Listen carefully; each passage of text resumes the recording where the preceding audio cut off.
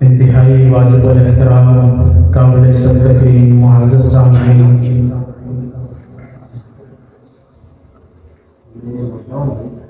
आज दस्तार फजीलत कॉन्फ्रेंस में मुझे और आपको हाजिरी का मौका मिला है।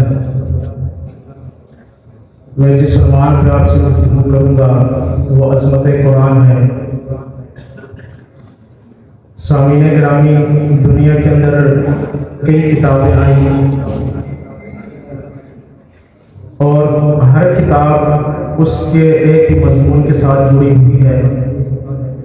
कोई सर्फ की किताब है, कोई नहू की किताब है, कोई मंतिक की किताब है, कोई मीज़ान की किताब है, कोई जोग्राफिया की किताब है, कोई रियाजी की किताब है।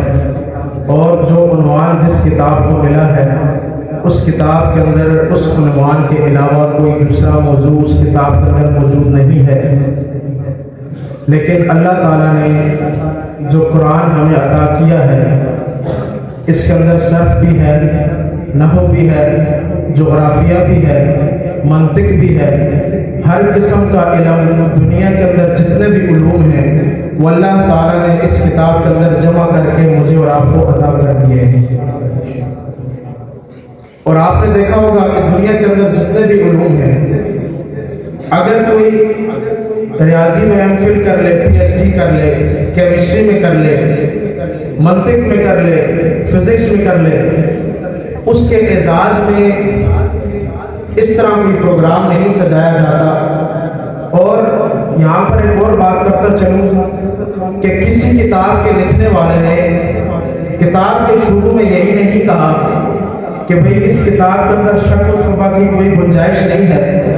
लेकिन रब्बे कायनात ने जब कुरान पाक को नाजिल किया है तो दूसरे सफ़े के ऊपर अल्लाह ताला ने लिख दिया है कि ला रैब फीही, कि जो किताब मैं नाजिल कर रहा हूँ अपने पाक पैगंबर के ऊपर उसके अंदर शक व शुबे की जरा बराबर गुंजाइश नहीं है। मेरे दोस्तों, आज जो हमने ये तकरीब सजाई है उसका मकसद ये है, आपको बताना चाहते हैं कि आज इस मदरसे के अंदर इन बच्चों ने अपने सीनों के अंदर कुरान पाक को महफूज किया है और हमने उनके एजाज में ये तकरीब सजाई है। हम क्यों ना सजाएं, हमारा जो रब है वो इन बच्चों का एजाज करता है। आप दुनिया के अंदर जहाँ पे भी जाएं, कहीं भी चले जाएं, आप देख रहे हैं दुनिया का एक दस्तूर है, अगर दुनिया के अंदर कोई वडेरा, कोई चौधरी, कोई जमींदार, कोई कौमी असम्बली का मेंबर, कोई सदर, कोई वज़ीर आज़म दुनिया के अंदर किसी भी जगह के ऊपर जाता है, आपने देखा होगा उसका इस्तेमाल किया जाता है, उसके ऊपर फूल फेंके जाते हैं, उसके रास्ते में चूने लगाए जाते हैं, फूलों की बरसात होती है, रेड कार्पेट बिछाकर उसका इस्तेमाल किया जाता है। लेकिन दुनिया के लोगों, ये जो बच्चे हैं जिन्होंने कुरान को अपने सीनों में महफूज किया है, मेरा रब इनका एहसास इस तरह नहीं करता। जब ये बच्चा घर से निकलता है, मदरसे की तरफ जाता है, इस इल्म को हासिल करने के लिए रब्बे कायनात फरिश्तों से कहता है, ऐ फरिश्तों, ये देखो मेरा कुरान पढ़ने वाला बच्चा मदरसे की तरफ जा रहा है। रब से फरिश्ते सवाल करते हैं, रब्बा हमारे लिए क्या हुक्म है? रब उन फरिश्तों से कहते हैं, ऐ फरिश्तों, तुम्हें मैंने अपने बच्चों के लिए, तुम्हें मैंने ये ताकत इसलिए दी है कि तुम इन बच्चों की खिदमत करो। जाओ इन बच्चों के पाँव के नीचे अपने पर बिछा दो। किताबों में लिखा है, अहादीस में लिखा हुआ है, कि बच्चा जब तक अपनी दरगाह को नहीं पहुंचता फरिश्तों के पर उसके पाँव के नीचे होते हैं। ये सिर्फ उस बच्चे का एहसास है कि जो घर से कुरान पाक को पढ़ने के लिए मदरसे की तरफ जाता है। फिर हम उसका एहसास क्यों न करें? और फिर किसी पर बस नहीं, हजूर सल्लल्लाहु अलैहि वसल्लम का फरमान है इस कुरान पाक के बारे में, दुनिया की किसी किताब के बारे में कोई शख्स किसी किस्म का दावा नहीं कर सकता, लेकिन कुरान पाक के बारे में हजूर सल्लल्लाहु अलैहि वसल्लम ने ये कहा है कि ये ऐसी किताब है कि अगर कोई इसके साथ लगा ले, यही शार्ट अल्फाज में आपको ये बताता हूँ कि जो कुरान पाक से वफा करता है अल्लाह ताला उसको इज्जतों से नवाजते हैं, उसको बुलंदियों से नवाजते हैं। हजूर सल्लल्लाहु अलैहि वसल्लम के फरमान का मफहूम ये है कि कुरान एक ऐसी किताब है कि ये कईयों को इज्जत देता है, कईयों को जिल्लत देता है। अगर ये कुरान से कोई वफा करता है, कुरान उसको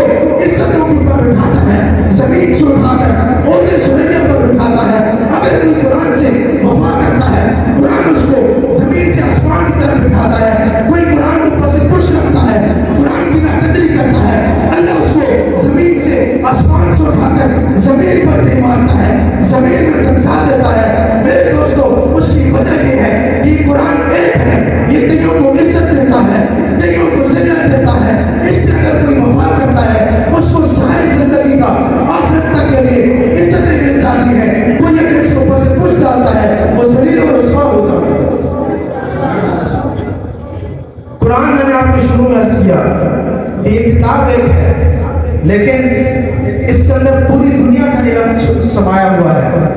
दुनिया के अंदर जितने भी इल्म है वो इस कुरान पाक के अंदर महफूज है, और वो कुरान पाक के मासूम बच्चों के सीने में महफूज है। सारा कुछ कुरान पाक के पास है, लेकिन कुरान पाक इन बच्चों के पास है। मैं क्या कहना चाहता हूँ, जरा गौर कीजिएगा कि कुरान के पास सारी दुनिया के इल्म महफूज है। इल्म कुरान के पास है, अमल कुरान के पास है, तदब्बुर कुरान के पास है, पैरों की बातें कुरान के पास है, बादलों की बातें कुरान के पास है। हज़रत आदम अलैहिस्सलाम से लेकर हज़रत ईसा अलैहिस्सलाम तक तमाम अंबिया की दावत कुरान के पास है, अंबिया के बयानिए कुरान के पास है, तमाम अंबिया रसूल जो पैगाम लेकर आए वो कुरान पाक के पास है। महशर की बातें कुरान ने बताई है, हशर की बातें कुरान ने बताई है, इंसान इस दुनिया में क्यों आया कुरान ने बताया है, अल्लाह की तौहीद क्या है कुरान ने बताया है, वहदानियत क्या है कुरान ने बताया है, रब की रबूबियत क्या है कुरान ने बताया है, खालिकियत क्या है कुरान ने बताया है, रबूबियत क्या है कुरान ने बताया है, मालिकियत क्या है कुरान ने बताया है, रब की अज़मत क्या है कुरान ने हमें बताया है। इसी तरह रसूल सल्लल्लाहु अलैहि वसल्लम की आमद का मकसद क्या है कुरान ने बताया है, मकसद इंसानी क्या है कुरान ने बताया है, ये दुनिया कैसे बनेगी कुरान ने बताया है, क्यों बनाएगी कुरान ने बताया है, इसका इख्तिताम कैसे होगा ये हमें कुरान ने बताया है, नमाज क्या है कुरान ने बताया है, रोजा क्या है कुरान ने बताया है, हज क्या है कुरान ने बताया है। इसी तरह रोजा क्या है, ज़कात क्या है, दुनिया के अंदर हर चीज के बारे में हमें बताने वाली किताब वो कुरान पाक है। उसकी वजह ये है कि कुरान पाक इसलिए आखिरी किताब है, जैसे हमारे नबी सल्लल्लाहु अलैहि वसल्लम आखिरी नबी है, इसी तरह उनके ऊपर नाज़िल होने वाली किताब आखिरी किताब है।